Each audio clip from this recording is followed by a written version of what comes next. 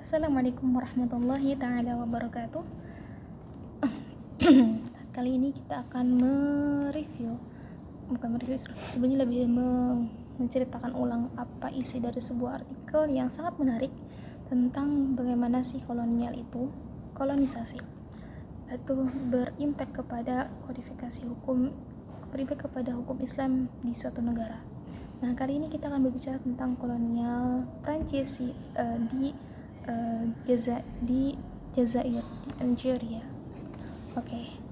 Dalam catatan sejarah, kolonialisme itu sering diklaim sebagai membawa perubahan, membawa peradaban, ya, menurut klaim para penjajah. Namun di sisi lain itu sangat berdampak kepada fisik maupun kepada tatanan sosial dalam satu masyarakat di negara jajahan. Salah satu imbas kepada hukum Islam kita bisa lihat dari fenomena yang terjadi di Algeria, di mana kolonial Prancis berusaha untuk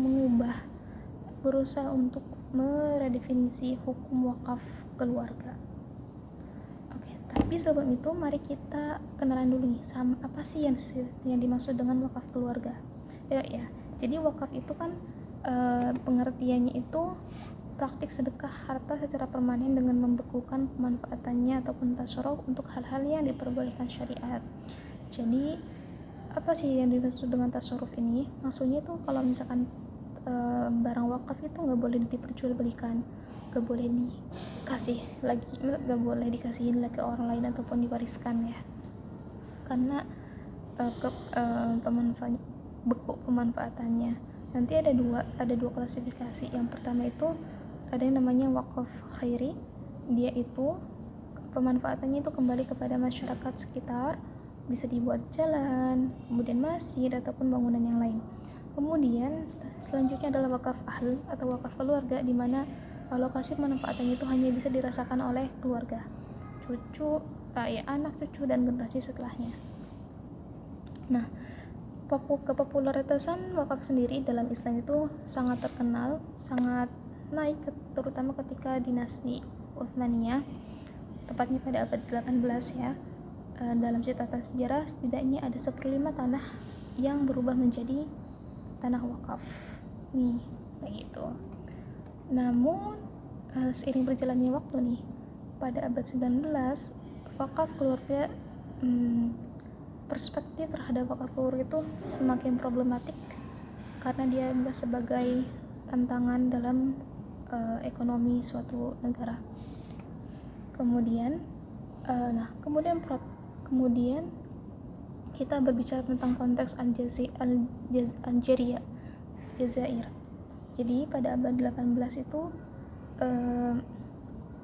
if I'm not mistaken, ya. Jadi ini ceritanya dalam artikel namanya itu Orientalism, Colonialism, dan Legal History: The Attack on Muslim Family Endowments in Algeria and India, yang ditulis oleh David S. Powers. Dia menceritakan gimana sih dulu Prancis menjajah Algeria. Jadi sejak awal 19 Masehi, Prancis itu mengambil alih perlahan kedudukan hukum Islam dengan menerapkan hukum ala Prancis. Ya, mereka datang ke Algeria, kemudian berusaha untuk mengambil alih Algeria, mengganti sistem hukumnya yang sebelumnya hukum Islam kemudian menjadi hukum ala Prancis untuk memperkuat kedudukannya, memperluas wilayah kekuasaannya. Para koloni itu berusaha untuk mengambil alih tanah di Jazair. Cuman mereka itu mendapat kesusahan nih, gara-gara tanah itu tanah wakaf dan gak bisa diperjualbelikan. Ya, walaupun endingnya nanti para muslim itu terpaksa untuk menjual hal tersebut. Tetapi secara hukum Islam kan sebenarnya ini gak boleh, ya, gak sah. Dan ketika muslim ingin menyuarakan hal tersebut, si Perancis ini bilang ya enggak, ini sah kok di mata hukum Eropa.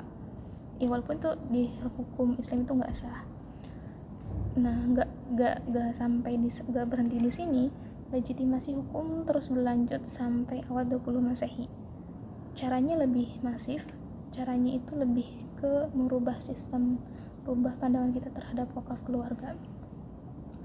Mereka memproduksi beberapa tulisan yang mengkritisi hukum Islam, terutama hukum wakaf keluarga, menyalahkan hukum wakaf keluarga. Pertama, setidaknya ada 3 poin yang mereka counter.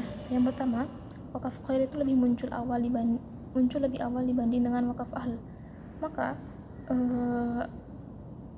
konsekuensinya adalah yang lebih utama adalah wakaf publik. Kemudian yang kedua, wakaf ahli itu menyimpang dari tujuan wakaf yang seharusnya. Ia bertentangan dengan nilai filantropis Islam. Mungkin perbandingannya gini kali ya. Jadi kan kalau misalnya wakaf khair itu kemaslahatannya untuk umat secara khalayak ramai lah. Sedangkan kalau wakaf keluarga itu kan hanya untuk keluarga. Nah, dianggap ini kayak, loh kok kamu mementingin keluarga kamu aja, gak mentingin umat yang lain. Jadi dianggap sebagai menyimpang dari nilai-nilai filantropis Islam, nilai-nilai kepedulian Islam terhadap orang sekitarnya. Ya sih, padahal ini ya wajar-wajar aja kan. Maksudnya kita ngasih harta kepada keluarga, what's the problem? Gak ada masalah kan. Kemudian yang ketiga adalah wakaf ahli itu dianggap mengganggu mekanisme sistem warisan. Jadi bilangnya warisan sama wakaf itu nggak kompatibel, mereka bertentangan, tidak bisa berjalan beriringan. Ya, sebenarnya kalau misalkan kita bandingkan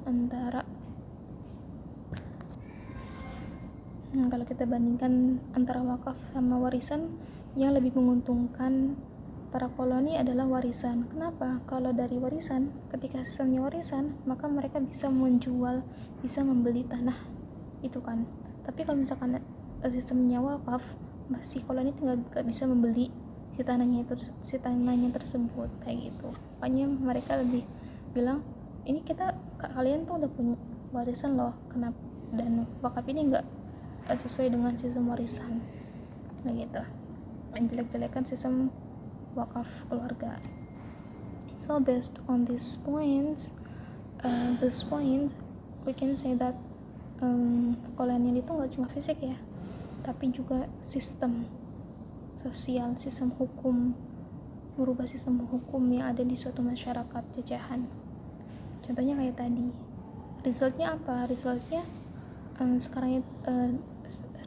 adalah banyak negara yang berkependudukan muslim nilainya itu turun drastis dari tahun ke tahun. I think that's all my presentation. I think that's all what I understand from the readings.